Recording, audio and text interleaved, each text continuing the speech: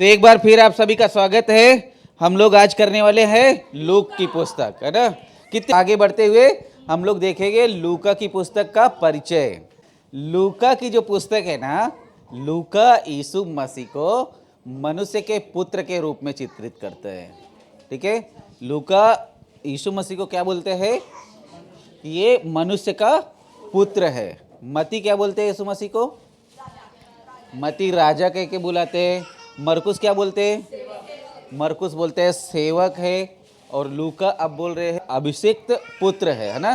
तो जब जब हम मनुष्य के पुत्र का शब्द का इस्तेमाल करेंगे, है ना, उसका मतलब है कि वो परमेश्वर है ना। सिर्फ पुत्र नहीं है, वो परमेश्वर का अभिषिक्त पुत्र है। लूका सिनॉप्टिक गॉस्पेल का हिस्सा है। मत्ती, मरकुस, लूक, ये तीनों सिनॉप्टिक गॉस्पेल कहा जाता है। यूहन्ना को सिनॉप्टिक गॉस्पेल में शामिल नहीं किया गया।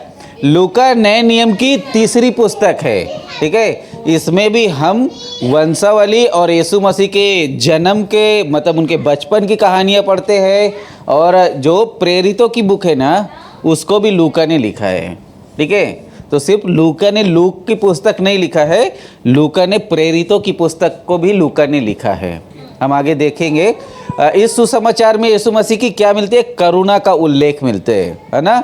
गरीबों के प्रति, लाचारों के प्रति, बीमारों के प्रति, जो सताए हुए ठुकराए हुए लोग हैं ना, उनके प्रति लूका ज़्यादा आकर्षित किया है लिखने के लिए। दरवाजे पर लूका ने यीशु मसीह को मनुष्य के वास्तविक रूप में प्रकट किया है। मतलब ऐसे दिखाया है कि जैसे सच में यीशु मसीह मनुष्य का पुत्र है ना। जैसे जब भविष्यवाणी हुई थी कि एक स्त्री पवित्र आत्मा से गर्भवती होगी और वो पुत्र जनेगी, वैसे ही लूका ने एक वास्तविक तरीके से यीशु मसीह को दिखाया है, जो उसके मानवीय कष्टों के संबंध में कि यीशु मसीह ने रोया, यीशु मसीह ने उसको सफ़र हुआ, मतलब तकलीफ़ हो गया, उसको कोड़े मारे गए, लोगों ने उसको ताड़ना दी, उसकी इंसल्ट किया, उसको कांटों का मुकुट पहनाया गया। उन सब विषयों के बारे में लूका उल्लेख करते हैं गहराई से, है ना। लूका की पुस्तक में यीशु मसीह के जीवन, सेविकाई, शिक्षा और चमत्कार, उनका मरना, जी उठना, यह विस्तार से हम पाते हैं, है ना। लूका एक ऐसे व्यक्ति थे ना जो पढ़े लिखे थे और पेशे से वो डॉक्टर थे, समझे। तो जो उन्होंने कहानियाँ लिखी है ना, उन्होंने बहुत सोच समझ के, जांच परख के उन्होंने इसमें लिखा है। तक पढ़ने से हमको मालूम पड़ता है कि हाँ, जैसे मरकुस हमको बताता है, मती हमको बताता है, बट लूका कई सारी कहानियों को खुद से उन्होंने जांच की है, क्योंकि वो एक पढ़े लिखे व्यक्ति थे। और सबसे खास बात थी कि ये गैर यहूदी थे, है ना। ये यहूदी नहीं थे, ये गैर यहूदी थे जिन्होंने यीशु मसीह को देखा और उन्होंने ग्रहण किया। ठीक है, आगे हम लोग देखेंगे कि लूका यीशु मसीह को मनुष्य के पुत्र के रूप में क्यों चित्रित करता है, क्यों उसका चित्र एक मनुष्य के पुत्र के रूप में दिखाते हैं। हम लोग ने मती में देखा, है ना, मती कैसे राजा बताता है और क्यों राजा बताता है। हम लोग ने मरकुस में देखा कि उसको मनुष्य के पुत्र के रूप में क्यों चित्रित करते हैं। वैसे लूका को हम देखेंगे कि लूका यीशु मसीह को मनुष्य का सिद्ध पुत्र क्यों उसको सिद्ध करते हैं। ठीक है, तो अगर आपने पढ़ा रहेगा उत्पत्ति 3:15, क्या लिखे है उधर? मैं तेरे और स्त्री के बीच में, मैं मतलब यहोवा, और तेरे इस स्त्री के बीच में, और तेरे वंश और उस वंश के बीच में बैर उत्पन्न करूंगा, और वह तेरे सिर को कुचल डालेगा और तू उसकी एड़ी को डसेगा। तो ये परमेश्वर किससे बात कर रहे हैं? शैतान से। ठीक है, वो क्या बोलते हैं? स्त्री से जो पैदा होगा वो तेरे सर को कुचलेगा। और वो कौन होगा? वो परमेश्वर का पुत्र होगा, वो यीशु मसीह होगा, जो शारीरिक रूप में आएंगे। आत्मा को देख सकते नहीं, बट है ना, तो वो शारीरिक रूप से जन्म लेने वाले थे। इसलिए लूका बता रहा है कि जो ये मसीहा है, ये परमेश्वर का अभिषिक्त बेटा है, अभिषिक्त पुत्र है, ये मनुष्य का पुत्र है। क्योंकि आगे हम लोग देखेंगे और क्या कारण है। यशायाह ने भी बहुत पहले भविष्यवाणी किया था, है ना। हम लोग ऐसा या 7:14 लिखा, इस कारण प्रभु ही तुमको एक चिन्ह देगा। कौन चिन्ह देगा? प्रभु देगा, मतलब याहवे, याहोवा परमेश्वर, जिसको हम याहवे बोलते हैं, है ना, वो तुमको एक चिन्ह देगा। सुनो, एक कुमारी गर्भवती होगी और पुत्र जनेगी, उसका नाम इमैनुअल रखा जाएगा। क्या बोला परमेश्वर ने? तुम्हारे लिए एक चिन्ह होगा, एक स्त्री गर्भ धारण करेगी और तुम्हारे लिए एक पुत्र जनेगी और जिसका नाम इमैनुअल रखा जाएगा। मीन्स परमेश्वर तुम्हारे साथ है, जो मत्ती इस भविष्यवाणी का उल्लेख करता है ना। अगेन यहाँ हम देखते हैं कि जो लूका बता रहा है कि वो सिर्फ मनुष्य के पुत्र नहीं, मनुष्य के पुत्र के रूप में उनको प्रकट कर रहा है, ताकि वो देखकर इस मसीहा पे वो लोग विश्वास करें कि देखो ये जो मनुष्य है ये मनुष्य नहीं है, परंतु ये परमेश्वर का अभिषिक्त मनुष्य है जो परमेश्वर की तरफ से भेजने जाने वाला था। तो इसलिए यशायाह की जो भविष्यवाणी सालों पहले की गई थी, अब वो भविष्यवाणी यहाँ पूरा हो रहा है। यशायाह अध्याय 9 और 6 में भी लिखा है, क्योंकि हमारे लिए एक बालक उत्पन्न हुआ, हमें एक पुत्र दिया गया और प्रभुता उसके कांधे पर होगी, उसका नाम अद्भुत, युक्ति करने वाला, परिक्रमी परमेश्वर, अनंत काल का पिता और शांति का राजकुमार रखा जाएगा। समझिए, इसलिए लूका बोल रहे ये सिर्फ मनुष्य नहीं है, ये परमेश्वर का अभिषिक्त, परमेश्वर का भेजा हुआ मनुष्य है ना। तुम इस पे विश्वास करो। आज जब हम प्रार्थना करते हैं तो हमारी प्रार्थना क्या होती है? शांति के राजा, है ना, अनंत काल के पिता, इन्हीं शब्दों का हम इस्तेमाल करते हैं। हे पराक्रमी परमेश्वर, जो था, जो है, आने वाला है, तू अल्फा है, तू ओमेगा है ना, तू शांति का राजकुमार है ना। क्यों? क्योंकि यशायाह ने पहले, कई सालों पहले उन्होंने बताया था कि जो पुत्र आएगा उसका ये नाम होने वाला है, और इसके लिए लूका जो बता रहा है अपने लोगों को, वो मनुष्य के पुत्र के रूप में उसको चित्रित कर रहा है। समझा? क्लियर है? ये पुस्तक का लेखक कौन है? डॉक्टर लूका। जैसे मैंने बताया, इस पुस्तक का लेखक है डॉक्टर लूका। पौलुस उसको हमेशा प्रिय वैद करके बुलाते थे। हे प्रिय वैद, डॉक्टर का साथी थे और प्रिय हो हमेशा बोलते थे। इसका जो मुख्य विषय है ना, लूका की पुस्तक का जो मुख्य विषय है वह यीशु ईश्वरीय मानवीय उद्धारकर्ता और परमेश्वर की दया और प्रेम सबके लिए है। परमेश्वर यीशु का उद्धार हम सब के लिए है ना, किसी एक के लिए नहीं है, किसी एक ट्राइब के लिए नहीं है, किसी एक समाज के लिए नहीं है, परंतु उद्धार सारी मानव जाति के लिए है ना। ये कभी लिखी गई पुस्तक?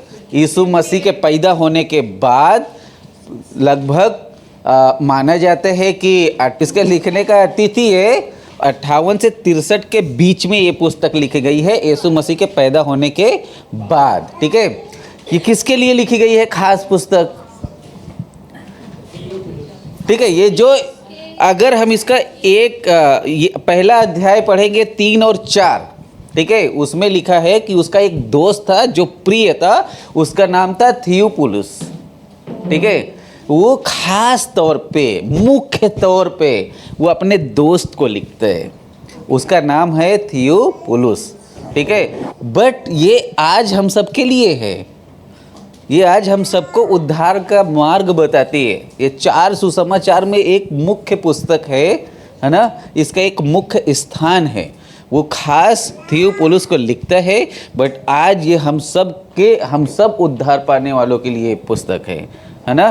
तो जो मती बताते हैं, जो मरकुस बताते हैं, उसी संदर्भ में लूका भी हमसे बात करते हैं। मतलब ये हम सब के लिए ये उद्धार की पुस्तक है। ठीक है, इसका जो मुख्य वचन है वो क्या है? ये पूरी पुस्तक का जो थीम है, की वर्स हम लोग बोलते हैं, वो की वर्स कौन सा है? 19:10। क्या बोलते हैं? मनुष्य का पुत्र खोए हुओं को ढूंढने और उनका उद्धार करने आया है।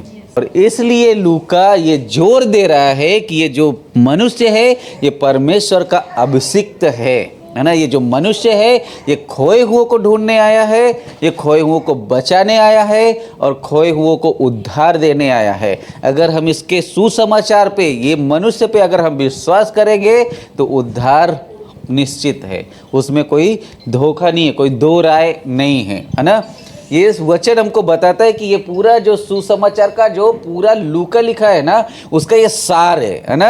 इसका ये वचन है वो निचोड़ है। लूका का ये जो पूरा पुस्तक है इसके इर्द गिर्द ये कीवर्ड्स है, मनुष्य का पुत्र खोए हुए को ढूंढने और उनका उद्धार करने आया है ना। ठीक है, ये सुसमाचार हमें बताता है कि यीशु मसीह के जो आने का उद्देश्य है वो उद्देश्य क्या है मनुष्य के प्रति, है ना। ये दिखाता है कि उद्धार सब के लिए है, सिर्फ एक जाति के लिए, एक ट्राइब के लिए, एक गांव के लोग के लिए, एक शहर के लोग के लिए नहीं है। उद्धार सारी मनुष्य सृष्टि के लिए है और खासकर जो खोए हुए लोग हैं। कौन है खोए हुए लोग? हम सब लोग थे, है ना। आज हमको सुसमाचार मिल गया और हम उसके घराने के वारिस हो गए। ठीक, अब ये पुस्तक की पृष्ठभूमि मतलब हम बैकग्राउंड देखेंगे। ठीक है, इसके बैकग्राउंड में क्या चल रहा था। ठीक है, तो लूका रचित सुसमाचार जैसे आप मैंने मेंशन किया कि वो थियोपुलुस को लिखी गई थी। ठीक है, वचन बताता है 1:3 और इसके साथ साथ जो प्रेरितों का पुस्तक है ये भी उसके लिए लिखी गई थी। तो अगर उसका प्रेरितों 1:1 पढ़ेंगे तो उसमें मेंशन है कि हे प्रिय थियोपुलुस, ऐसे करके वो पुस्तक को लिखते हैं और उसको बताता है कि देखो परमेश्वर की जो योजना है। बहुत सारे ऐसे लोग मानते हैं कि ये जो थियोपुलुस था शायद नया नया विश्वासी था और उसके विश्वास को बढ़ाने के लिए वो ये पुस्तक उसके लिए लिखता है। ठीक है, वो एक रोमी अधिकारी था। कौन? थियोपुलुस, वो रोमी अधिकारी था। ऐसा माना जाता है कि शायद बहुत बड़े पोस्ट में था, वो बहुत बड़ा अधिकारी था। ठीक है, लूका ने 2 पुस्तकें लिखी। कौन कौन सी? लूका और प्रेरितों। ठीक है, लूका का लेखक भी लूका है और प्रेरितों का लेखक भी लूका है। लूका ने अन्य जातियों में से परमेश्वर की ओर मन फिराने वाला पहला व्यक्ति था। ठीक है, उसने अन्य जाति था, वो गैर यहूदी था, वो यहूदी नहीं था। ठीक है, गैर यहूदी व्यक्ति था जो यीशु मसीह की तरफ अपना मन को फिराया और पवित्र आत्मा से प्रेरणा पाकर उसने थियोपुलुस के लिए ये पुस्तक लिखी। थियोपुलुस का अर्थ है, क्या अर्थ है? वह जो परमेश्वर से प्रेम करता है। ठीक है, जिसने अन्य जाति कलीसिया प्रारंभिक मसीही धर्म से पूरी तरह परिचित हो जाए। ठीक है, लूका रचित सुसमाचार जो लूका ने लिखा वो उसका एक उद्देश्य था कि यीशु मसीह का जन्म, जीवन, उनका सेविकाई, उनका मरना, मरने से जी उठना और उनको स्वर्गारोहण, इन मुख्य विषयों के ऊपर लूका ने लिखा। और जो प्रेरितों की पुस्तक उन्होंने लिखा, उन्होंने ये लिखा कि जो यरूशलेम में हम लोग पढ़ते ना अध्याय 2 में पवित्र आत्मा के आगमन के बारे में, बारिश के बारे में हम लोग पढ़ते हैं, उसके बारे में लिखा। और ये लिखा कि जो प्रारंभिक और मिशनरी कलीसियाएं थी उनका विकास कैसे हुआ। और पौलुस की जो पौलुस ने 3 मिशनरी यात्रा की और 3 उन मिशनरी यात्राओं में वो अलग अलग जाकर उन्होंने सेवा की, कलीसियाओं को स्थापित की। फिर इसमें है ये दोनों पुस्तक अगर मिला दी जाए, प्रेरितों की पुस्तक, लूका की पुस्तक, तो नए नियम की लगभग 1/4 पुस्तक बन जाती है। तो क्योंकि लूका की पुस्तक ये सबसे बड़ी पुस्तक है नए नियम में। लूका की पुस्तक सबसे लंबी पुस्तक है, सबसे बड़ी पुस्तक है। ठीक है, मत्ती ने आरंभ में यहूदियों के लिए और मरकुस ने संक्षिप्त में रोमियों के लिए सुसमाचार लिखा था। यूनानी भाषा अन्य जातियों के पास चश्मदीद गवाह थे, उनके पास यीशु मसीह के जो मुख से बोले गए शब्द थे, है ना। बट ऐसे माना जाता है कि उनके पास व्यवस्थित, जैसे आज हमारे पास बाइबल है वैसे व्यवस्थित लिखा गया सुसमाचार नहीं था उनके पास। टुकड़ों टुकड़ों में था, लोग गवाह थे, आई विटनेस थे उनके पास, लोग बोलते थे, बट ऐसे व्यवस्थित सुसमाचार उनके पास नहीं था, है ना। तो लूका उनको व्यवस्थित तरीके से सुसमाचार लिख के देते हैं। लूका अपना सुसमाचार पूरा किया उस समय जब वो जेल में था, या ऐसा माना जाता है कि जब वो पौलुस के साथ मिशन में थे वो तब ये लिख रहे थे। क्या सुसमाचार में इसकी भूमिका। लूका रचित सुसमाचार यीशु मसीह को इजराइल के प्रतिज्ञात मतलब प्रतिज्ञा किया हुआ उद्धारकर्ता और संपूर्ण मानव जाति का उद्धारकर्ता दोनों के रूप में प्रस्तुत करता है कि वो सिर्फ मानव का पुत्र नहीं है, नहीं वो परमेश्वर का पुत्र है, परंतु वो हमारा उद्धारकर्ता भी है। अगर हम उस पर विश्वास करेंगे तो हमारा उद्धार निश्चित है, हमारा उद्धार हम खोएंगे नहीं, है ना, क्योंकि सिर्फ और सिर्फ यीशु मसीह के द्वारा ही हमारा उद्धार हो सकता है। लूका लिखता है कि यीशु मसीह कंगालों को सुसमाचार सुनाने, मतलब जो ठुकराए हुए लोग थे, जिनके कोई वजूद नहीं था, हमारा कोई वजूद नहीं था, बट यीशु मसीह ने हम तक सुसमाचार लेके आया। प्रभु की आत्मा से हम लोग बुलाए गए। सुसमाचार में आनंद के भाव की प्रधानता, मतलब आनंद की जो कहानियां है वो भी मिलती है इसमें, विशेषकर प्रारंभिक अध्यायों में जिसमें यीशु मसीह के आगमन की घोषणा की गई है, और अंत में भी जहां यीशु मसीह के स्वर्गारोहण भी है, वो भी आनंद की बात है, और यीशु मसीह का पैदा होना भी आनंद का बात है। और जो बीच की कहानियां हैं हम आगे देखेंगे कि यीशु मसीह ने कितना काम किया है ना, कितने चिन्ह चमत्कार, कितने लोग को छुड़ाया है। और ये पुस्तक हमको बताती है कि जो महिलाओं को प्राथमिकता देने वाली पुस्तक ये है, क्योंकि महिलाओं के प्रति सबसे ज़्यादा दयावान लूका लिखता है। ठीक है, कई सारी कहानियां हैं इसमें। सिर्फ लूका ने यीशु के जन्म पर जो स्वर्गदूत आते हैं उनके स्तुति गान का वर्णन करते हैं। ठीक है, और जो चरवाहों को यीशु मसीह देखने जाते हैं, वो जो चढ़ावा चढ़ाते हैं, वो सिर्फ हमको लूका बताते हैं कि वो लोग हमको मत्ती में नहीं मिलते हैं, मरकुस में नहीं मिलते हैं। ठीक है, लूका सिर्फ बताता है कि चरवाहों को यीशु मसीह ने जो लेके गया है ना, कि कहाँ पैदा होने वाले हैं। मत्ती हमको बताता है कि तारे ने उनकी अगुवाई की, बट लूका उससे बढ़ के हमको बताते हैं, है ना। यरूशलेम में मंदिर में जब यीशु मसीह जाते हैं और उनके साथ बातचीत करते हैं, पंडितों के साथ, याजकों के साथ, वो लूका हमको बताते हैं। ठीक है, मत्ती में लिखा है क्योंकि उन्होंने मत्ती, मरकुस, लूक वो सिनॉप्टिक गॉस्पेल है, और मरकुस मेन रिसोर्स था उन। बट कुछ हटके लूका ने लिखा है, जो जैसे दयालु सामरी का कहानी, उड़ाऊ पुत्र का कहानी हम सिर्फ लूक में पाते हैं, है ना। तो हम देखते हैं कि ये जो लूका ने लिखा है, जो इसका कीवर्ड्स है कि मैं आया खोए हुए को ढूंढने और उनका उद्धार करने, वो साबित भी करते हैं, क्योंकि वो कुछ अलग लिखता है ना। सब में सब कुछ अलग है, बट कुछ परसेंटेज हमने देखा था सिनॉप्टिक गॉस्पेल में, किसी ने 70%, किसी ने 35% उन्होंने अडॉप्ट किया है एक दूसरे से। संपूर्ण सुसमाचार में प्रार्थना, पवित्र आत्मा, पब्लिक में यीशु मसीह ने संवाद किया है हजारों लोग के साथ में, और महिलाओं को जो मुख्य भूमिका देते हैं वो इस सुसमाचार में हमको मिलते हैं। परमेश्वर द्वारा पापों की क्षमा बहुत अधिक बल दिया गया है। लूका ने साफ साफ बताया कि देखो भैया, चंगाई तो मैं भी दे सकते हैं दवा दे के, लेकिन सच्ची चंगाई यीशु मसीह ही हमको दे सकते हैं। जो हमारा हृदय, हमारा मन, वही बदल सकते हैं, है ना। लूका कौन है? लूका एक डॉक्टर थे, है ना, और वो पौलुस के सहकर्मी थे, है ना। पौलुस के दोस्त बोल सकते हैं, या उनके सहायक सहकर्मी थे। 2 तीमुथियुस 4:11। केवल लूका मेरे साथ है, मरकुस को लेके चला, क्योंकि सेवा के लिए मुझे बहुत काम का है। क्या बोलते हैं पौलुस कि भाई लूका को लेके, लूका ही सिर्फ मेरे साथ है, मरकुस के लेके तुम आ जाओ, क्योंकि वो सेवा में बहुत काम का है ना। तो इससे मालूम पड़ता है कि ये पौलुस के सहकर्मी थे, है ना। लूका कहाँ का निवासी था? सीरिया का रहने वाला था, और वो यहूदी नहीं थे, है ना। लूका अन्य जाति मसीह की श्रेणी में उनको गिना जाता था। ठीक है, लूका एकमात्र अन्य जाति नए नियम के पुस्तक के लेखक है। लूका एक अन्य जाति गैर यहूदी और चिकित्सक और इतिहासकार भी थे। वो उनको इतिहास का बहुत समझ था। वो पौलुस के बहुत निकट सहयोगी थे, क्योंकि तीमुथियुस 4:11 बताते हैं हमें। ठीक है, पौलुस ने उसे प्रिय वैद्य कहा।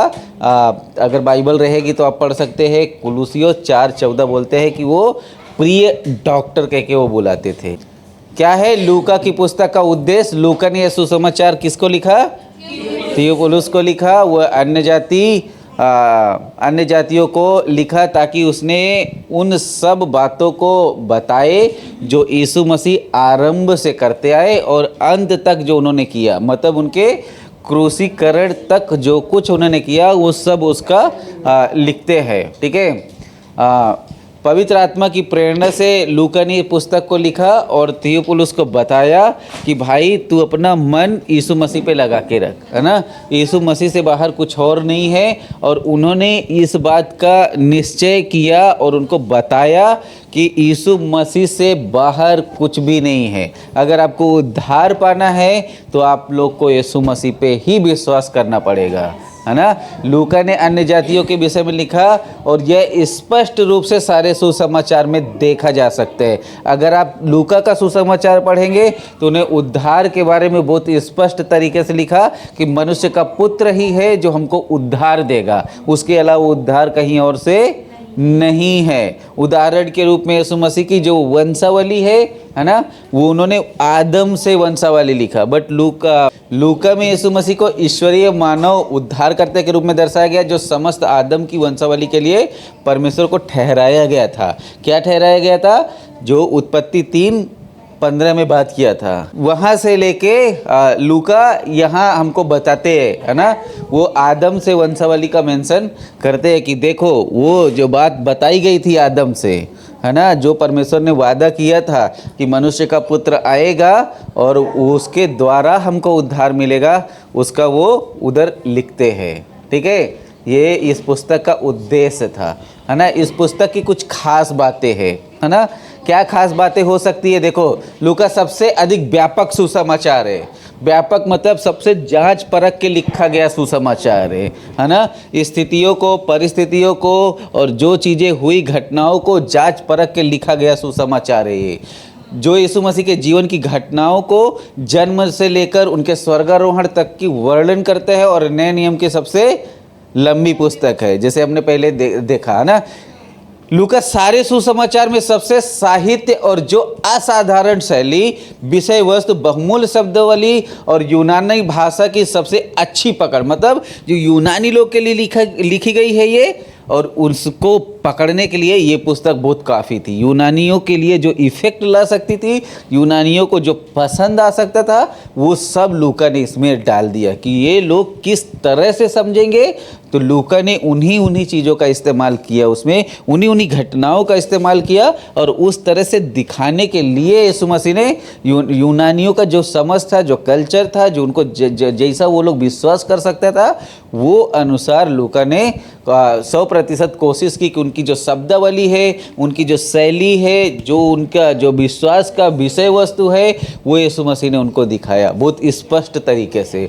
लूका सुसमाचार इस पर बल देता है कि यीशु यहूदियों व अन्य जातियों दोनों के लिए उद्धार लेके आए, है ना। जैसे हमने शुरू में कहा कि वो सिर्फ यूनानियों के लिए नहीं था, सिर्फ यहूदियों के लिए नहीं था, परंतु सृष्टि के सभी मनुष्य जाति के लिए उद्धार का कारण था। ये शोषित महिलाओं, है ना, हम लोग कहानी पढ़ते हैं ना, पत्थर मारे जाते हैं औरत को, उद्धार उसका सवाल पूछा जाता है ना। फिर वो विधवा औरत जो घड़ी घड़ी राजा के पास जाती है ना, न्याय मांगने के लिए, है ना, 12 वर्ष से लहू बहती हुई स्त्री का। तो ऐसे हम लोग देखते हैं कि जिनका शोषण किया गया था, जो सताई हुई महिलाएं थी, उनके प्रति उनकी दयालुता को देखते हैं। बच्चे, है ना, गरीब लोग, सामाजिक रूप से बहिष्कार किए हुए लोगों को यीशु मसीह उनके प्रति उनको चिंता दिखाते हैं, है ना। तो ये इसकी खास बात है। यीशु मसीह की प्रार्थना जीवन, इसमें ये पुस्तक सबसे ज़्यादा बताती है प्रार्थना के बारे में, है ना, स्तुति के बारे में। इसमें 3-4 स्तुति के गीत है, मरियम के स्तुति के गीत, जकरिया के स्तुति का गीत, प्रार्थना है इसमें यीशु मसीह की। तो कई सारी चीज़ों की ये सुसमाचार है जो इसका शीर्ष है, जो मनुष्य का पुत्र कह रहा है लूका, ये 100% सच है। बट सिर्फ सीमित नहीं है कि ये सिर्फ मनुष्य का पुत्र है, बट जो यहूदियों को समझ हो, उनको जो समझ में आए, उसके अनुसार उसने वो सुसमाचार को परोसा उनके सामने, है ना, वैसे पकाया और उनको दिया, ताकि वो ये विश्वास करे कि ये जो मनुष्य का पुत्र है, मनुष्य का पुत्र नहीं है, बट इसके द्वारा ही हमको उद्धार मिलने वाला है। उद्धार मिलेगा तो सिर्फ यही अभिषिक्त मनुष्य के द्वारा हमको उद्धार मिलेगा, है ना। जिन्होंने यीशु और उसके वचनों को ग्रहण किया उनके द्वारा आनंद की प्रतिक्रिया को प्रकट करना। और हम इसमें बहुत सारे देखते हैं उत्सव भी मनाए जाते हैं। जो लोग अच्छे हो गए वो लोग आनंद करते हुए घर को चले गए। यीशु व उनके लोगों के जीवन में पवित्र आत्मा को एक विशेष महत्व दिया गया है ना। ये पुस्तक हमको बताती है कि जो पवित्र आत्मा की निंदा करेगा उसका पाप कभी क्षमा नहीं हो सकते, है ना। आप सब हर एक चीज़ की निंदा का पाप का क्षमा है, बट पवित्र आत्मा के प्रति अगर निंदा करेंगे तो आपको क्षमा नहीं मिलने वाला है। अब इसकी हम कुछ महत्वपूर्ण बातें देखेंगे, है ना। क्या है महत्वपूर्ण बातें? लूका रचित सुसमाचार यूनानियों को ध्यान में रख के लिखा गया है। किसको? यूनानी जो लोग थे, यूनानी जो ट्राइब थी, यूनानी जाति के लोग थे, ये उनके लिए लिखा गया था।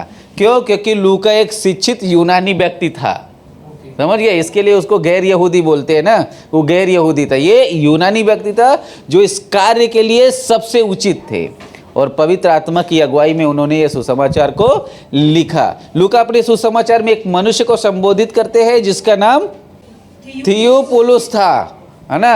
ऐसी मान्यता है कि वह एक प्रभावशाली ग्रीस का रहने वाला मसीह व्यक्ति थे, है ना। वो प्रभावशाली मतलब ऊंचे पद में काम करने वाला व्यक्ति था। वो विश्वासी था, शायद नया विश्वासी था। मत्ती यीशु मसीह को यहूदियों का राजा कह के संबोधित करते हैं। मरकुस यीशु मसीह को यहोवा का सेवक कह के संबोधित करते हैं। लूका उसे सिद्ध मनुष्य के रूप में संबोधित करते हैं, ठीक है। लूका में यीशु मसीह के दया भरे प्रेम का वर्णन मिलता है ना। इसमें दया, धर्म ज़्यादा हमको इन शब्दों का इस्तेमाल मिलता है और ज़्यादा हम इन कहानियों को पढ़ते हैं, है ना। सामरी का कहानी, उड़ाऊ पुत्र का कहानी। उड़ाऊ पुत्र क्या दिखाते हैं? दया के प्रति ना, न्याय नहीं दिखाते, है ना। वो सब कुछ उड़ा देता है लेकिन वापस उसका पिता उसको गले लगाते हैं, उसके लिए उत्सव मनाते हैं। तो हम ऐसे कई सारी कहानियाँ देखते हैं जहाँ हमको ये साबित करते हैं कि ये सच में ये जो पुस्तक लिखा है लूका ने, ये खोए हुओं को ढूंढने और उनका उद्धार करने के लिए लिखी गई है पुस्तक, है ना। हम सब की यही गवाही है।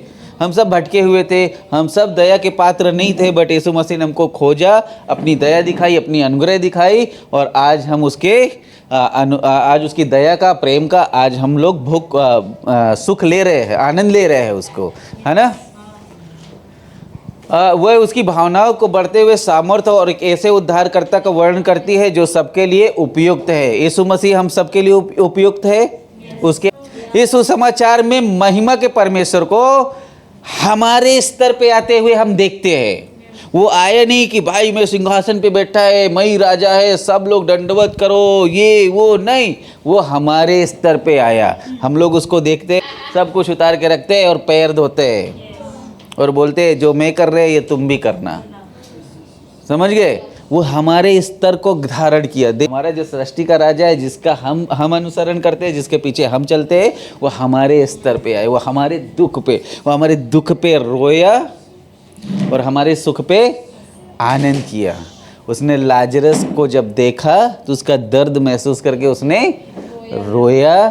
यरूशलेम को देखा कि कितना पाप है, ये लोग नाश हो जाएगा, और वो रोता है ना। तो इससे दिखता है कि ये जो मनुष्य का पुत्र है ये सिर्फ पुत्र नहीं है, परंतु ये परमेश्वर का बेटा है और परमेश्वर का अभिषिक्त किया हुआ आया है, ठीक है। स्वर्गदूत द्वारा मरियम को कहे गए शब्दों को ध्यान से पढ़े। अगर हम पढ़ते हैं तो इसलिए ये पवित्र जो उत्पन्न होने वाला है, वो क्या बोलती है? यह पवित्र जो उत्पन्न होने वाला है ना, ये जो तुमने गर्भ धारण किया, ये पवित्र आत्मा की तरफ से है। और ये जो उत्पन्न होने वाला है, ये एक मानवता को दिखाते हैं। ये दिखाते हैं कि ये मनुष्य से कितना प्रेम करता है। सिर्फ मनुष्य को बना के मनुष्य को भटकने के लिए छोड़ नहीं दिया है, परंतु ये मनुष्य की चिंता भी करते हैं। उसने अपने बाप दादाओं के ज़माने से भविष्यवक्ताओं को भेजा, पुस्तकें लिखी गई, तरह तरह के लोगों को उसने चुनाव किया, लेकिन हम विरोध में जाते गए। और जब हद हो गई तो यीशु मसीह खुद मनुष्य के रूप में आए और उन्होंने दिखाया कि कैसा हमको जीवन जीना है ना। उन्होंने इतने समझदारी से अपना जीवन जिया और 33 ईयर की उम्र में वो हमारे लिए बलिदान भी हो गए, है ना। परंतु हम देखते हैं कि जब मनुष्य का पुत्र देहधारी हुआ था, वो पूरी तरह पवित्र था, उसमें कुछ कमी घटी थी नहीं, है ना, बट उन्होंने सारी वो चीज़ें की जो परमेश्वर चाहता था कि हम करें, है ना। उन्होंने कोई पाप नहीं किया था, उन्होंने बपतिस्मा लिया, उन्हें रोटी और दाखरस भी लिया, उन्होंने वो अपनी लुंगी को उतारा, है ना, कुर्ते को उतारा, मतलब परमेश्वरत्व को उतार के मनुष्य के रूप में, बट हमारा प्रभु ने हमारा पैर धोया है। इससे ज़्यादा सौभाग्य की बात हमारे लिए क्या हो सकती है ना। आदम अपने पतन के पूर्व अवस्था में वो समझ नहीं था, वो भोला था, बट यीशु मसीह पूरी तरह से पवित्र थे, है ना। वो एक बाइबल बताती है कि एक आदम के द्वारा पाप आया और एक आदम के द्वारा उद्धार आया, है ना। आदम ने जो पाप किया था उसके द्वारा मृत्यु आई, बट यीशु मसीह ने जो किया उसके द्वारा सारे मनुष्य जातियों को उद्धार मिला। क्यों? क्योंकि वो पवित्रता से पूरी तरह जन्मे, है ना। केवल एकमात्र लूका ही है जो चरवाहों के भेंट का वर्णन करते हैं। 2 अध्याय 8 से अगर 20 पढ़ेंगे तो वो बताते हैं कि यीशु मसीह को क्या भेंट चढ़ाई गई थी, जो पहले हजारों साल पहले भविष्यवक्ताओं ने बोला था कि जब राजा आएंगे तो उसको क्या भेंट चढ़ाई जाएगी, है ना। इस सुसमाचार में हम सीखते हैं कि यीशु मसीह एक बालक के रूप में स्वाभाविक रूप से बढ़े, वो चमत्कारी रूप से नहीं बढ़े, वो दिन प्रतिदिन बढ़े। ये ऐसा नहीं था कि आज 1 महीने के, कल 1 साल के, 15 साल के, ऐसा नहीं बढ़े, वो साधारण और स्वाभाविक तरीके से बढ़े। और ये सुसमाचार हमें दिखाता है कि वो जो यूसुफ और मरियम के बेटे थे ना, ये उनके अधीन थे जब तक उन्होंने सेविकाई चालू नहीं की, है ना। सेविकाई जब तक चालू नहीं, वो अपना रेगुलर काम करते थे, बढ़ाई का काम करते थे, माता पिता के साथ वो मंदिर में जाते थे नियमित रूप से, है ना, और वो सारा घर का काम करते थे और वो आज्ञाकारी थे, है ना। लूका हमें बताता है, ऐसा ब्यौरा नहीं मिलता है कि वो असाधारण तरीके झुक करके मतलब फटाक दे 4 दिन में, 5 दिन में और सालों में वो 30 साल के हो गए, नहीं, वो प्रतिदिन 3 दिन करके बढ़ते गए। और 33 ईयर बाइबल बोलती है। यही बुक है जो हमको बताती है कि यीशु मसीह की उम्र की बात करती है।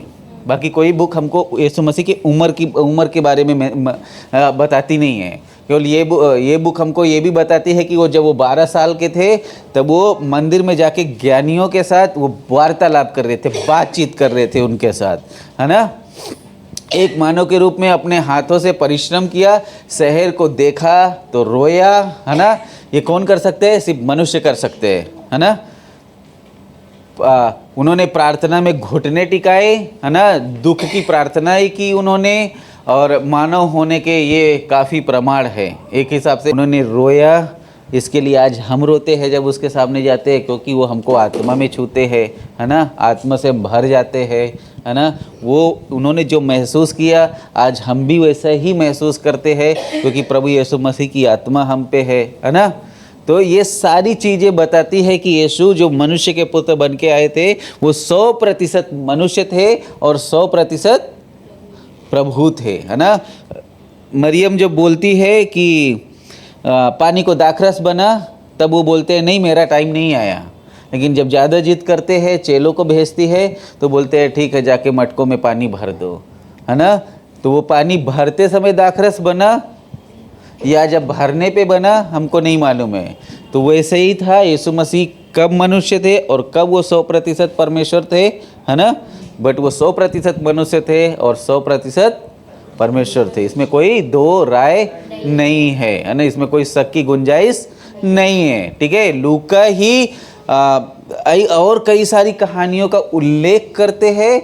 मलखुस नाम के व्यक्ति को अगर आपने देखा रहेगा, जिसका कान काट दिया था पतरस ने, यीशु मसीह उसको चंगाई करते हैं। कोई और सुसमाचार में इसका वर्णन हमको नहीं मिलता है। इस पृथ्वी पर के त्यागे हुए लोगों के लिए जो सुसमाचार लिखा गया, जैसे बताते हैं कि मैं खोए हुओं को ढूंढने और उनका उद्धार करने आया हूँ, तो यह खास तौर से ऐसे लोगों के लिए पुस्तक लिखी गई थी, ठीक है।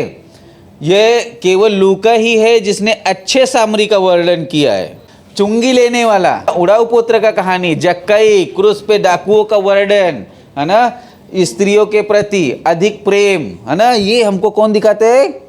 लूका हमको दिखाते हैं। लूका अन्य सुसमाचार के लेखकों से अधिक यीशु मसीह की प्रार्थनाओं के बारे में वर्णन करता है कि यीशु मसीह भोर को प्रार्थना करने गए, यीशु मसीह पहाड़ पे प्रार्थना करने गए। जब कई सारी प्रार्थनाओं का उल्लेख है कि यीशु मसीह जब प्रार्थना कर रहे थे, अंत के दिनों में उनके खून निकल रहा था, प्रार्थना खून बन के निकल रहा था, तो प्रार्थनाएं और स्तुति का पुस्तक भी कहा जाता है ऐसे। लूका अन्य सुसमाचार के लेखों में सबसे ज़्यादा हमने देखा प्रार्थना ही परमेश्वर पर मानवीय भरोसे का प्रदर्शन है। यीशु की सेवकाई में प्रार्थना की अति आवश्यकता है ना। अगर हम यीशु मसीह में है या यीशु मसीह की सेविकाई कर रहे हैं या हम करने के बारे में सोच रहे हैं, तो प्रार्थना के अलावा कुछ और नहीं हो सकता है। क्योंकि उन्होंने भी प्रार्थना की ताकि उनको ज़रूरत नहीं थी, बट उन्होंने एक रोल मॉडल सेट किया हमारे सामने, हमको कैसा जीवन जीने का और किस तरह जीने का। इसलिए उन्होंने पतरस यूहन्ना को उन्होंने डांटा भी कि क्या तुम 2 घड़ी भी नहीं जान सकते।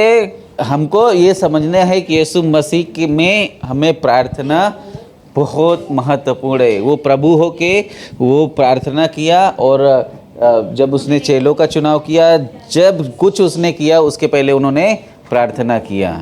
एकमात्र लूका हमें बताता है जब हमारे प्रभु ने यरूशलेम शहर को देखा तो उसने देख के क्या किया? रोया। गतसमनी के बाग में उनका पसीना क्या हो गया? खून बन के बहा। उन्होंने डाकुओं के प्रति दया दिखाई।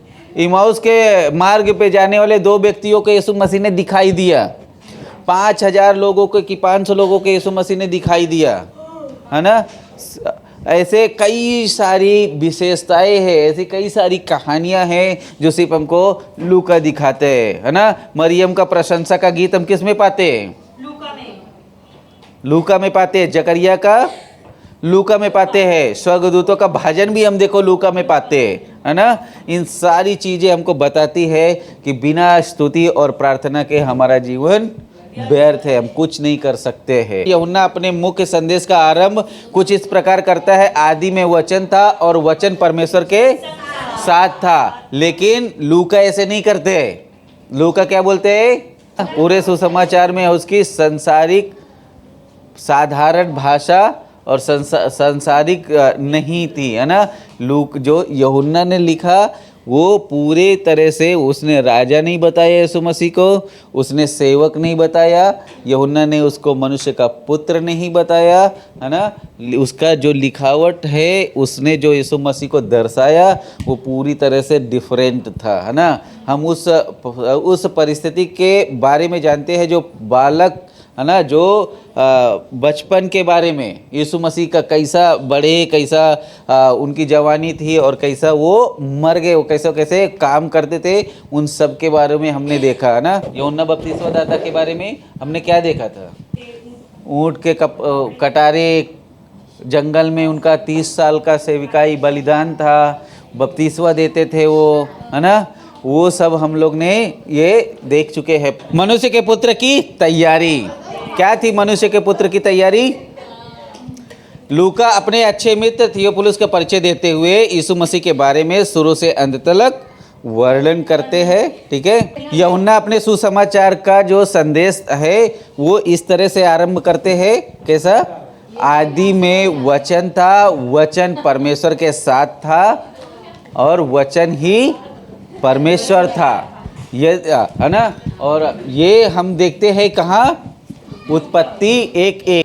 आदि में परमेश्वर ने आकाश और सृष्टि की रचना की, है ना। परमेश्वर का आत्मा जल के ऊपर मंडराता था और घोर अंधकार था, है ना। वही चीज़ यहाँ पे जब हम यूहन्ना की पुस्तक देखेंगे तो यही चीज़ हम लोग उधर भी देखने वाले हैं कि वो कैसे वो सृष्टि से कनेक्ट करते हैं और वो क्यों बता रहा है कि यीशु मसीह परमेश्वर का पुत्र है। वो क्यों बताता है कि इसी मेमने के साथ उद्धार देता है। देखो, सब ने लिखा यीशु मसीह के बारे में, लेकिन सबका दृष्टिकोण और जो लोग के लिए लिखा वो अलग था, लेकिन मकसद एक था, मकसद अलग नहीं था, है ना। पूरे सुसमाचार में उसकी भाषा संसारिक नहीं है। लूका जो लिखते हैं संसारिक भाषा नहीं लिखते हैं, परंतु लूका उन्हें विभिन्न एक साधारण मनुष्य के व्यक्तित्व की कहानी और लोगों के माध्यम से उल्लेख करते हैं, है ना। आगे हम लोग देखेंगे कि उन्होंने कितना सारा चीज़ उन्होंने किया है। हम उन सभी परिस्थितियों के बारे में जानते हैं जो पवित्र बालक के जन्म और बाल्यावस्था से परिचित है, उनके अनुग्रह के बारे में जानते हैं जो उनसे पहले भेजे गए थे। उनसे यीशु मसीह के पहले कौन भेजा गया था? यूहन्ना बपतिस्मा दाता। यूहन्ना बपतिस्मा दाता सिर्फ 6 महीना बड़े थे और उसका भी उल्लेख हम लूका की पुस्तक में हम पाते हैं और ये देखते हैं कि वो क्या प्रचार करते हैं, मन फिराओ क्योंकि परमेश्वर का राज्य नज़दीक है। ये मनुष्य के पुत्र की तैयारी थी, है ना। यूहन्ना उनकी तैयार, मार्ग सीधा करो, ऊबड़ खाबड़ मार्ग सीधा करो, जंगल में पुकारने वाले का एक शब्द सुनाई दे रहा है, अपने मन फिराओ क्योंकि परमेश्वर का राज्य नज़दीक है। और यूहन्ना यीशु मसीह के लिए मार्ग बनाते हैं, उसका पुत्र के आने की तैयारी को बना दिखाते हैं, है ना। यूहन्ना बपतिस्मा देने वाला जो दाता थे, उन्हें स्वर्गदूतों को गड़ियों के समक्ष वाला गीत भी गाया जाता है, जो हम देखते हैं खतना मंदिर में उनका लाया जाना। यीशु मसीह का खतना भी होता है क्योंकि वो एक यहूदी रहते हैं, है ना। यहूदी की परंपरा के अनुसार यीशु मसीह का भी खतना किया जाता है। हाँ, ठीक है। मंदिर में उनको मंदिर में ला के उनका खतना किया जाता है। ये सिर्फ हमको लूका ही बताते हैं। 2 का अगर इस पढ़ेंगे तो उसमें साफ तरीके से लिखा है। और तब बालक यीशु की कहानी, जब वो 12 वर्ष की आयु में थे, तब वो जाके, ये बहुत फेमस कहानी है ना कि यीशु मसीह जब जाते हैं, वार्तालाप करते हैं, वो हमको कौन बताता है? लूका बताता है। इन सब का उल्लेख इस सुसमाचार में हमको मिलते हैं, है ना। दूसरे अध्याय में लूका यह ध्यान देता है कि उन दिनों में जो आज्ञा निकली थी कि सारे जगत के लोगों के नाम लिखे जाए, है ना, जैसे मरकुस की भी बताता है। और इसलिए मत्ती उनको लेके जाते हैं, है ना, नाम लिखाने के लिए। बट यीशु मसीह का जन्म वहाँ गौशाला में हो जाता है। वो सब लूका भी उस चीज़ को बताता है कि उस समय आज्ञा लिखी थी कि सबका नाम लिखाना जरूरी था, है ना। लूका यह नहीं दिखाता है कि जिसने यह दावा किया और वह राज्य करने आता है ना, परंतु वो सेवा करने आया है ना। यीशु मसीह सेवा करने आए, ना कि सेवा लेने के। आगे हम देखते हैं उनका बचपन कैसा था, है ना। लूका 2:40 बताते हैं कि और वो बालक बढ़ता और बलवंत और बुद्धि में परिपूर्ण होता गया, परमेश्वर का अनुग्रह उस पर था, है ना। पैदा होने से लेके मरने तलक और अभी तलक परमेश्वर का अनुग्रह यीशु मसीह पे था। यीशु मसीह की बुद्धि के साथ, उनके परिपूर्णता में, उनके सुरक्षा में यीशु मसीह बढ़ते गया, बलवंत होते गया और समझ से भरते गया, है ना।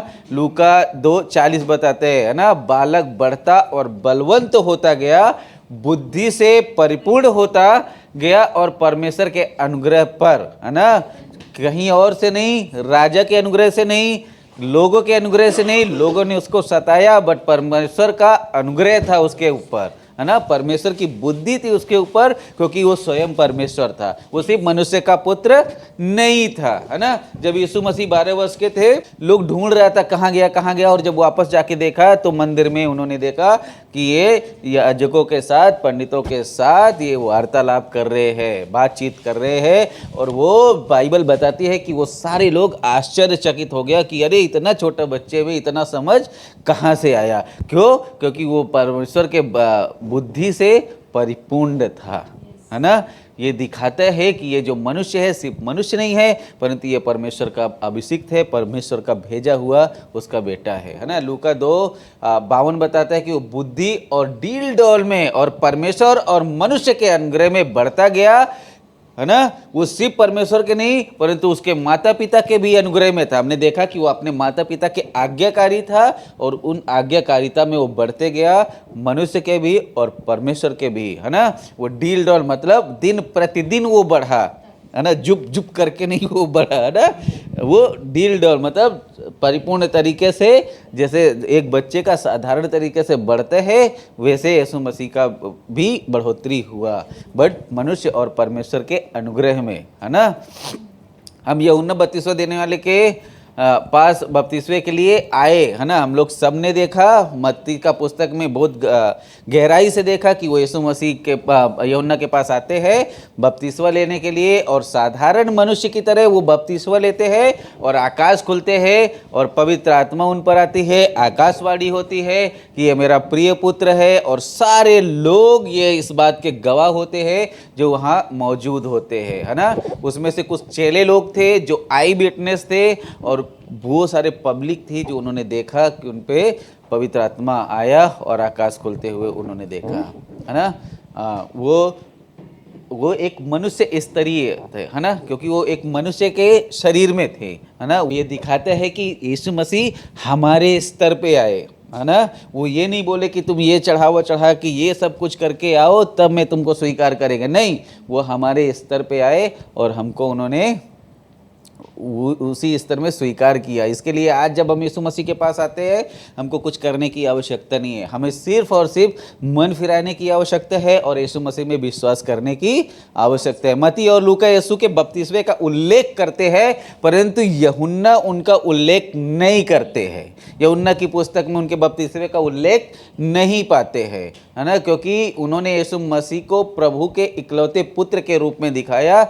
हम केवल लूका सुसमाचार में उनके उम्र के बारे में पढ़ते हैं। हम मत्ती, मरकुस और यूहन्ना में हम उनके उम्र के बारे में नहीं पढ़ते हैं कि उन्होंने कौन से साल से सेविकाई की, बट लूका बताते हैं, अगर 3 का 2 पढ़ेंगे, कि वो जब 30 साल के थे तब उन्होंने अपनी सेविकाई शुरू की। अब हम पढ़ते हैं यीशु मसीह की वंशावली के बारे में। लूका के सुसमाचार में यीशु मसीह की वंशावली का उल्लेख उसके बपतिस्मे के साथ किया गया है ना, ना कि उसके जन्म के साथ, कि यीशु मसीह का जन्म किस तरह हुआ। जैसे मत्ती हमको बताते हैं कि कैसा हुआ, भविष्यवाणी हुआ, बताए स्वर्गदूत के द्वारा, नहीं, उनके बपतिस्मे के द्वारा किया गया। मत्ती में कानूनी वंशाक्रम यूसुफ के द्वारा लिखा गया है। लूका में मरियम के द्वारा वंशावली का रेखा हम लोग ने देखा था ना, उनका वंशावली के 2 पहलू हम लोग ने देखा था, और ये मत्ती और लूका की ही वंशावली पे हम क्यों विश्वास करते हैं, उसका भी हमने कारण देखा था, है ना, कि हम मत्ती और लूका की जो वंशावली है वो ये साबित करती है कि जो परमेश्वर ने हमको वादा किया था कि जो मसीहा आने वाला है, उस मसीहा की परिपूर्णता को ये दोनों वंशावली हमको दिखाते हैं, है ना। दाऊद की वंशावली नातान में से है, ना कि सुलेमान से। यह भी महत्वपूर्ण है कि मसीह निश्चित ही दाऊद का पुत्र उसका अधिकारी है। इसके लिए लोग क्या बोलते हैं, हे दाऊद के पुत्र यीशु मसीह, है ना, ए दाऊद की संतान। उसको क्यों लोग ऐसा बुलाते हैं, क्योंकि जो लोग जानते थे कि जो राजा आने वाला है, जो मसीहा आने वाला है, वो दाऊद के वंशज से आने वाला है। हम लोग ने एक और चीज़ देखा था जब हम लोग ने मत्ती का पुस्तक किया था, है ना, यकुन्या के बारे में हमने सीखा था। यकुन्या के को श्राप मिला और इसलिए कुमारी से जन्म का मैंने सिर्फ एक पहलू बताया था। अगर यकुन्या के पीढ़ी को श्राप नहीं दिया होता तो क्या यीशु मसीह शारीरिक संबंध से आते? जो पहला सुसमाचार है, जो परमेश्वर ने वादा किया था कि यीशु मसीह को कुमारी से जन्म लेना है, उसका रीजन ये था उत्पत्ति 3:15। क्या बताता है? मैं तेरे और स्त्री के बीच में और तेरे वंश और इसके वंश के बीच में बैर उत्पन्न करूंगा और तेरे सिर को कुचलेगा और तू उसकी एड़ी को डसेगा। यहाँ पर यीशु, जब परमेश्वर याहवे ने बात किया था ना, यह मनुष्य के द्वारा बीच की बात नहीं किया था। यहाँ याहवे ने जो बात किया था वो सिर्फ स्त्री के बीज से बात किया था कि जो स्त्री से जन्मेगा, मतलब मनुष्य का उसमें कुछ अंश नहीं होगा। और बाइबल हमें बताती है रोमियो 3:23 कि जो कोई मनुष्य से जन्मा वो पाप करे और इसलिए परमेश्वर की महिमा से रहित है ना। अगर यकुन्या पाप नहीं करता तो भी यीशु मसीह कुमारी से जन्मते, क्योंकि बाइबल में पहला जो सुसमाचार है और जो पहली वाचा है परमेश्वर की, वो उस वाचा को यीशु मसीह को पूरा करना था कि उन्हें एक कुमारी से जन्म लेना था, है ना। और मरियम का चुनाव इसलिए किया, नातान के वंशज से वो आती है ना, और यूसुफ को मिलाते हैं परमेश्वर, ताकि जो उन्होंने वादा किया था कि दाऊद की संतान, है ना, अब्राहम की संतान, मती का वंशावली ऐसे शुरू होते हैं ना वचन, क्या शुरू होता है? अब्राहम की संतान, दाऊद की संतान, यीशु मसीह की वंशावली, है ना। और उसको पूरा करने के लिए, इस भविष्यवाणी को पूरा करने के लिए यीशु मसीह इस कहानी को लेके आते हैं, और इस तरह से यीशु मसीह का जन्म होता है। यशायाह भी 14 का, और देखो यशायाह भी उसके बारे में भविष्यवाणी करते हैं, इस कारण प्रभु आप ही तुमको एक चिन्ह देगा, सुनो, एक कुमारी गर्भवती होगी और पुत्र जनेगी और उसका नाम इमैनुअल रखा जाएगा। हजारों साल पहले जो परमेश्वर ने शुरुआत में भविष्यवाणी किया, यशायाह के द्वारा वापस वो भविष्यवाणी आती है। तो अगर यह कन्या को परमेश्वर ने श्राप दिया था, है ना, तो वो एक रीजन नहीं था कि यीशु मसीह को कुमारी से जन्म लेना था, ठीक है। इस भविष्यवाणी को पूरा करना था यीशु मसीह को। अगर वो पाप नहीं भी करते तो भी यीशु मसीह को कुमारी से ही जन्म लेना था। आमीन। राबिया जा रही, इसके लिए मती मेंशन करते हैं अपने सुसमाचार में, और वो क्या बोलते हैं? देखो उस भविष्यवाणी को, है ना, देखो कुमारी गर्भवती होगी और एक पुत्र जनेगी और उसका नाम इमैनुअल रखा जाएगा। जो यशायाह बात करते हैं सेम टू सेम वही वचन को मेंशन करते हैं, है ना। इसका अर्थ परमेश्वर हमारे साथ है ना। तो ये एक चित्र क्लियर होता है ना। नॉट लूका इसके लिए उनको दिखाते हैं, स्वर्गदूतों ने उसको उत्तर दिया, पवित्र आत्मा तुझ पर उतरेगा और परम प्रधान की सामर्थ तुझ पर छाया करेगी, इसलिए वह पुत्र जो उत्पन्न होने वाला है परमेश्वर का पुत्र कहलाएगा। समझ गए? तो इसलिए परमेश्वर मरियम कुमारी को उनको एक जरिया है और उसके द्वारा परमेश्वर की योजना पूरी करते हैं, है ना। आमीन। तो पवित्र आत्मा से भरना, है ना। हम देखते हैं यीशु मसीह पवित्र आत्मा से भरपूर होकर यरदन से लौटे और 40 दिन और 40 रात उनको परीक्षा से गुजरना पड़ा। शैतान ने उनकी परीक्षा की। यह दर्शाता है कि शैतान मनुष्य के पुत्र को इस धरती पर पिता के साथ संबंध को एक करने नहीं परंतु तोड़ने आया था। शैतान का काम क्या है?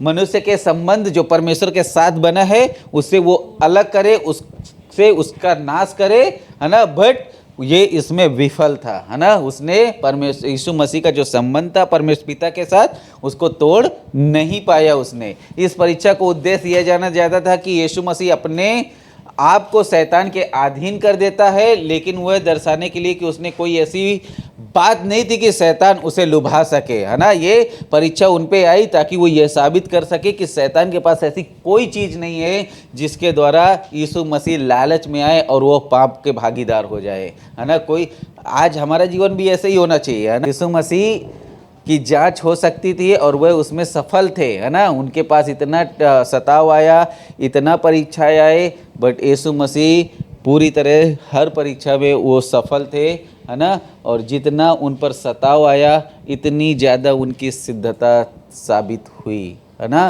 तो अगर हम पे परमेश्वर का सताव आते हैं, परीक्षाएं आती है, अगर हम उन परीक्षाओं में बने रहते हैं तो हमारी भी सिद्धता साबित होती है ना। जैसे ही यीशु मसीह परीक्षा से बाहर निकला आत्मा की सामर्थ से भरा हुआ, इसी प्रकार हमारे लिए भी संभव है कि जब हम उसकी आत्मा से भरे होंगे और तब भी हम पवित्र आत्मा की सामर्थ से परीक्षा पर विजय, अगर हम पवित्र आत्मा से भरे हैं, पवित्र आत्मा का सामर्थ हमारे जीवन में है, तो हर परीक्षा को हम क्या कर सकते हैं? पार कर सकते हैं, क्योंकि पवित्र आत्मा के अलावा अब हमको कोई सामर्थ नहीं दे। मनुष्य के पुत्र की सेविकाई, देखो सेविकाई के बारे में हम लोग देखेगा ना।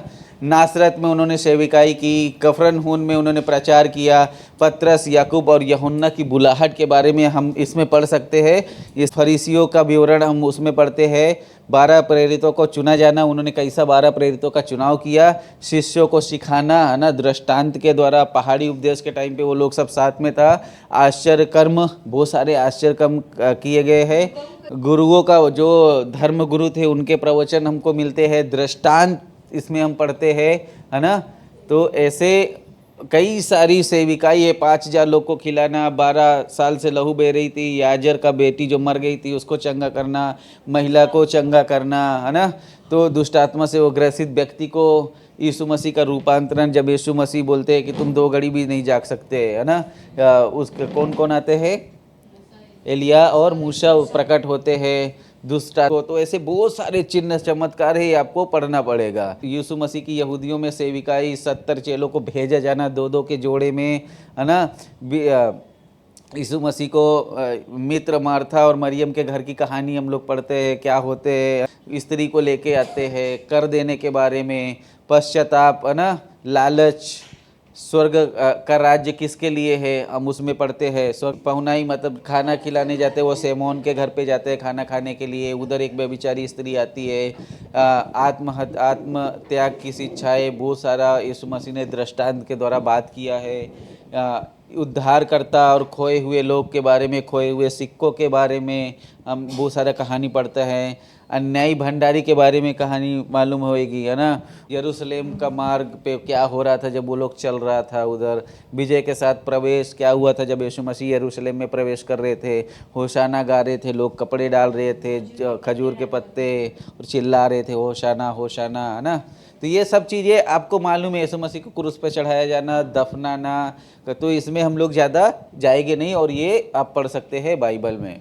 विश्वव्यापी सुसमाचार, एक सुसमाचार है जो सिर्फ इंडिया के लिए नहीं है, वो सिर्फ महाराष्ट्र के लिए नहीं है, बट विश्व के लिए है। और वो सुसमाचार क्या है?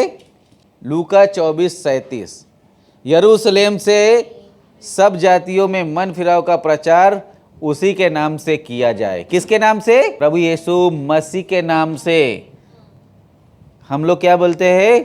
कन्याकुमारी से कश्मीर तक, है ना, बट बाइबल बोलते हैं यरूशलेम से सारी जातियों में, है ना। कोई एक जाति में नहीं, कोई एक ट्राइब के लिए नहीं, बट सारी जातियों के लिए सुसमाचार। और ये विश्वव्यापी सुसमाचार है जो आपको और मुझे सुसमाचार मिला है ना। और ये सुसमाचार अच्छा है ना। ये सुसमाचार में जीवन है ना। आगे हम बढ़ेंगे। यीशु मसीह गुरु, देखो यीशु मसीह का भी एक यूनिवर्सिटी था। इस स्कूल में 10वीं कक्षा पास होना आवश्यक था, और वो 10वीं कक्षा ये थी कि कोई जाति नहीं था, कोई रंग नहीं था उसको पास करने के लिए, ठीक है, कोई बाधा नहीं थी। उनके चेले बनने का बस एक ही था कि यीशु मसीह पे विश्वास करो, और ये 10वीं की परीक्षा पास करना अनिवार्य था कि आपको यीशु मसीह पे विश्वास करो। यीशु मसीह ही उद्धार करता है, ये जो मनुष्य का पुत्र है, इसके अलावा हमको उद्धार कोई और नहीं दे सकता है। ये जो विश्वव्यापी सुसमाचार है ये ही काफ़ी है हमारे लिए, इसके अलावा कोई और नहीं है। समझ गए? यीशु मसीह का प्रवेश मतलब उनके इस स्कूल में प्रवेश लेने के लिए भी हमको एक आवश्यकता थी। क्या था? लूका 14:27 पढ़ेंगे तो लिखा है, जो कोई अपना क्रूस ना उठाए वह मेरे पीछे ना आए, वह मेरा चेला नहीं हो सकता है। ये योग्यता थी उनके स्कूल में दाखिला लेने के लिए, ये योग्यता थी यीशु मसीह के पीछे चलने के लिए। समझ गए? जो अपने आप का इनकार नहीं कर सकते वो मेरा चेला नहीं बन सकते। और अपने आप का इनकार करना यही है कि हम यीशु मसीह पे विश्वास करते हैं। 14:13 बताते हैं, इसी रीति से तुम में जो कोई अपना सब कुछ त्याग ना दे तो वह मेरा चेला नहीं हो सकते। त्याग देने का मतलब ये नहीं है कि सन्यास लेके बैठ जाने का सफेद चद्दर ओढ़ के। त्याग देने का मतलब संपूर्ण हृदय से, संपूर्ण मन से यीशु मसीह पे विश्वास करने की। तो जो कोई अपना क्रूस नहीं उठाएगा वो यीशु मसीह का चेला नहीं बन सकते। हर दिन हमको क्रॉस उठाना पड़ता है, हमारा परिवार के प्रति, हमारा पत्नी के प्रति, हमारा पति के प्रति, पड़ोसी के प्रति, समाज के प्रति, रास्ते में चलते हुए हमको हर टाइम हर समय हमारा क्रॉस उठाना है। दुनिया में तकलीफ है, सताव है, सब कुछ, बट हमारा यीशु मसीह स्थिर है युगान युग, और वो स्थिर रहेगा युगान युग। परीक्षा भी है यीशु मसीह के राज्य में, उसका स्कूल है, गुरु है, टीचर है, बट परीक्षा भी हमको देना पड़ता है ना। यीशु मसीह के लिए यीशु मसीह के लिए एक समान नहीं है, वह हर एक विद्यार्थी को अलग अलग तरीके से जांचते हैं, है ना। जिसकी जैसी योग्यता परमेश्वर उसको वैसे ऊपर उठाते हैं, है ना। यीशु मसीह द्वारा मसीह हर एक विद्यार्थी को योग्य और कमजोरी को जानते हैं। जैसा स्कूल का टीचर जानते हैं कि मेरा अगर 50 बच्चा है तो कौन अच्छा है और कौन कमज़ोर है, यीशु मसीह भी वैसे व्यक्तिगत रूप से हमको जानते हैं कि हम क्या सोचते हैं और हम कैसे जीवन जीते हैं और हमको कैसा वो शुद्ध कर सकते हैं, सही कर सकते हैं। कितनी बार ऐसा होता है, परमेश्वर हम सबको जानते हैं क्योंकि वो हृदय का जांचने वाला परमेश्वर, हमारा हृदय में क्या सोच चल रहा है, क्या सोच रहे हैं, वो सब जानते। वो पतरस को जानता था कि ये मेरा 3 बार इनकार करेगा, और एक पहला उसने 3 बार इनकार किया, लेकिन जब दूसरा बार उसको सवाल पूछा उसका उत्तर चकित करने वाला था। पहला उत्तर में उसने बोला नहीं, मैं इसको जानता नहीं है। दूसरा जब सवाल पूछा कि प्रभु मनुष्य के पुत्र को लोग क्या कहते हैं, सबने बोला भविष्यवक्ता है, ये है वो है। पतरस बोलते हैं तू जीवते परमेश्वर का पुत्र मसीहा है ना। ये हमारा उत्तर होना चाहिए। ये है यीशु मसीह के साथ चलने का नियम, है ना। ये है यीशु मसीह में बने रहने का मंत्र। हम लोग बोलते हैं कि वो कौन है, वो यीशु मसीह जीवते परमेश्वर का पुत्र मसीहा है ना। और इसके लिए वो मसीहा आज हमारा अंदर है, वो किसी मंदिर, क्योंकि वो जीवित परमेश्वर है। कई सारे रेफरेंसेस है, ये बाद में आप पढ़ सकते हैं। और अभ्यास विद्यालय है ना, जहाँ स्कूल है, परीक्षा है, योग्यता है अगर स्कूल में, तो उसमें अभ्यास भी करना पड़ते हैं। और वो अभ्यास क्या है, यीशु मसीह ने ना केवल उन्हें पढ़ाया परंतु उन्हें इस योग्य बनाया कि जो कुछ उन्होंने सीखा उसका अभ्यास करे। और वो अभ्यास कैसा था कि वो जाके सुसमाचार सुनाया लोगों को। 2-2 के जोड़ों में गया, व्यक्तिगत तरीके से गया, अलग अलग तरीके से गया, और उसमें से एक स्टूडेंट इंडिया पे आके वो हमको भी सुसमाचार दिया। उन्होंने ना सिर्फ सीखा, ना सिर्फ उसको जाना, परंतु उसके राज्य के बारे में बताया भी। तो आप सीख रहे हैं, मैं सीख रहा है, हमको बस सीख के हमारा हृदय में नहीं रखने का है, हमें उसका इस्तेमाल भी करने का है। मनुष्य के पुत्र का दुख उठाया जाना, क्या मनुष्य के पुत्र का दुख था? यीशु मसीह मेज के चारों तरफ बैठे हुए शिष्यों के साथ बैठे थे, और आखिरी सफर क्या था? फसह का पर्व मनाया जाना, ठीक है। और जब फसह का पर्व मनाया जाता था तो बिना मांस के, बिना मीट के फसह का पर्व नहीं मनाया जाता था, ठीक है। उसमें मांस का होना आवश्यक होता था। और जब यीशु मसीह ने बोला तो लोगों ने सवाल किया कि वो मेमना किधर है ना। और मेमना कौन था?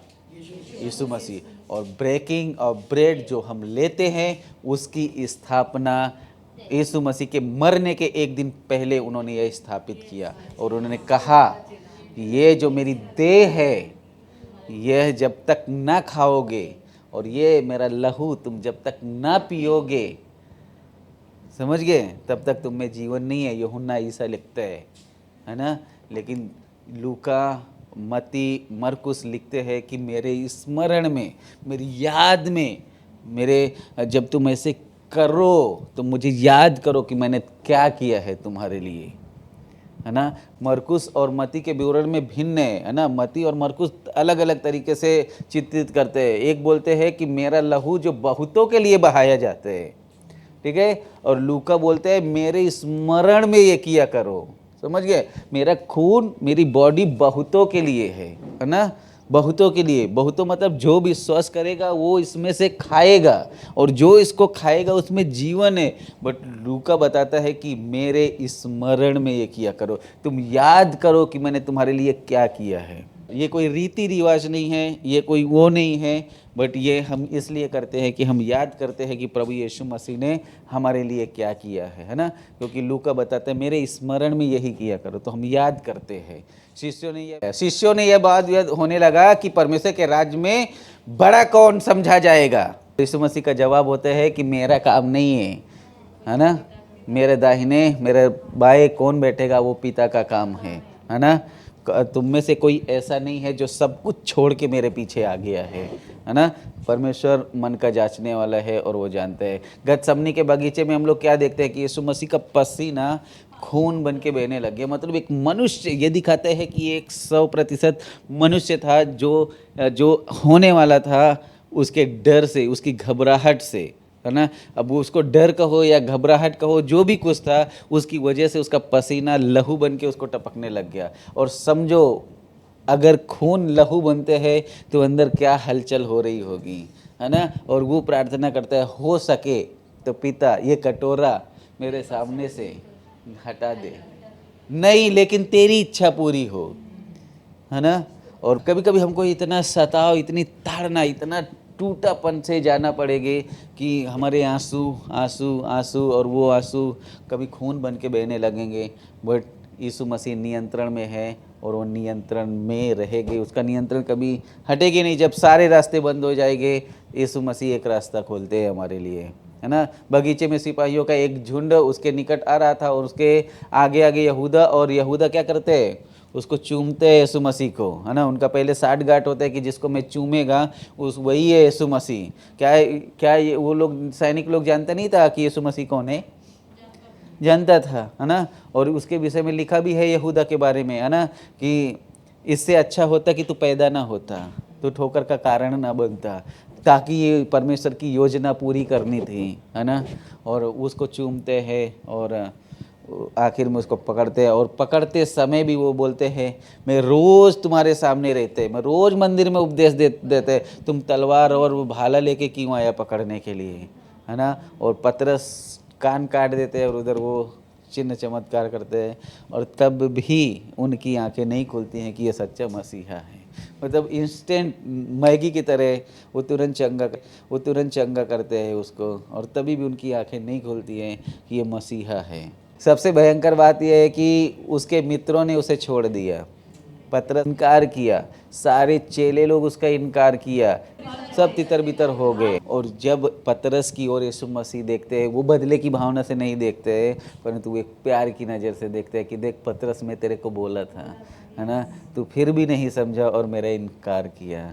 और इस बात से जब यीशु मसीह उसकी तरफ देखते हैं, उसका हृदय टूट जाते हैं कि मैंने क्या किया मेरे प्रभु के सामने। और पतरस बाहर आके रोते हैं और माफ़ी मांगते हैं।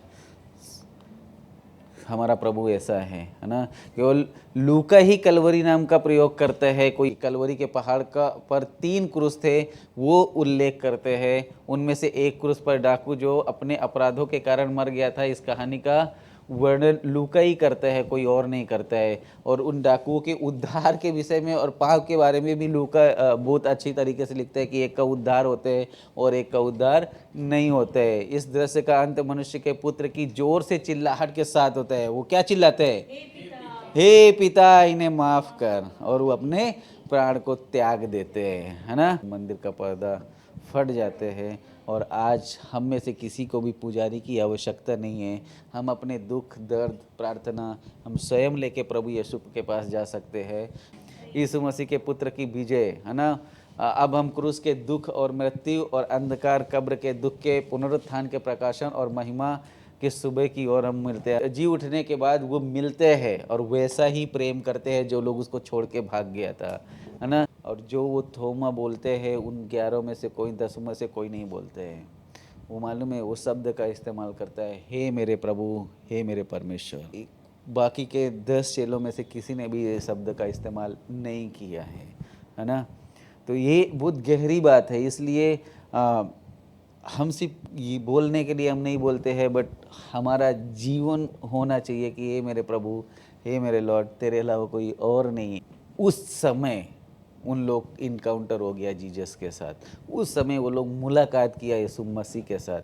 बहुत सारा है। यरूशलेम में 10 प्रेरितों को जो मैंने बता दिया, एक्चुअली ये इधर वही लिखा है। हमें 3 बार ये बताया गया कि उसके जी उठने के बाद उसके शिष्यों ने उसे 3 बार छुआ। 3 बार छूने के बारे में हम लोग पढ़ते हैं। उसने उनके साथ भोजन किया, जैसे कि यीशु ने अपना हाथ बढ़ाकर उन्हें आशीष दी, उनसे अलग हो गया और उन्हें स्वर्ग पर उठा लिया गया।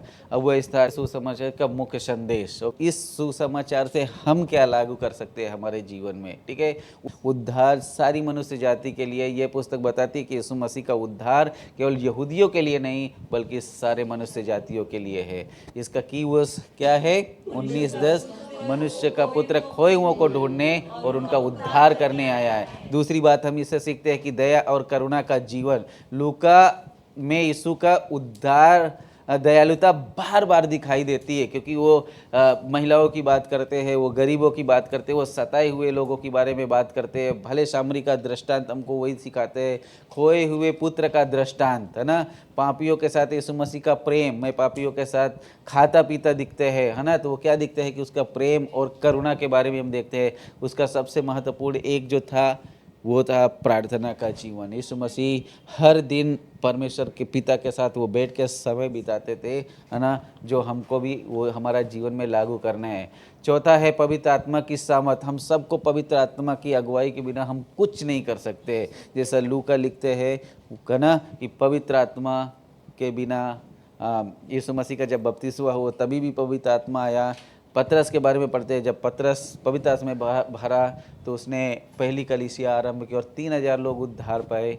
वैसे हमको भी पवित्र आत्मा के सामर्थ से भरना है। नम्रता और विनम्रता, है ना, हमको नम्रता के साथ हमको जीवन जीना है। जो ज़रूरतमंद लोग हैं, जितना हो सकते हैं हमको मदद करने का, उनको इग्नोर नहीं करने का, परंतु उनके प्रति हमको दयालुता रखने का और उनको ध्यान रखने का। लूका की पुस्तक का जो सार है वो 4 लाइन में है ना।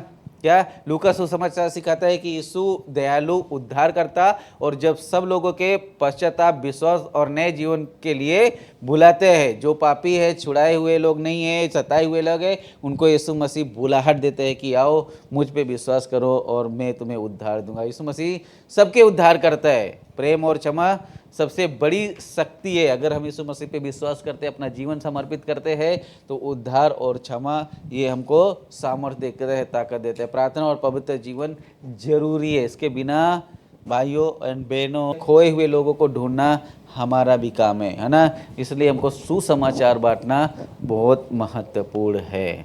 धन्यवाद। यीशु मसीह आप सभी को आशीष दे।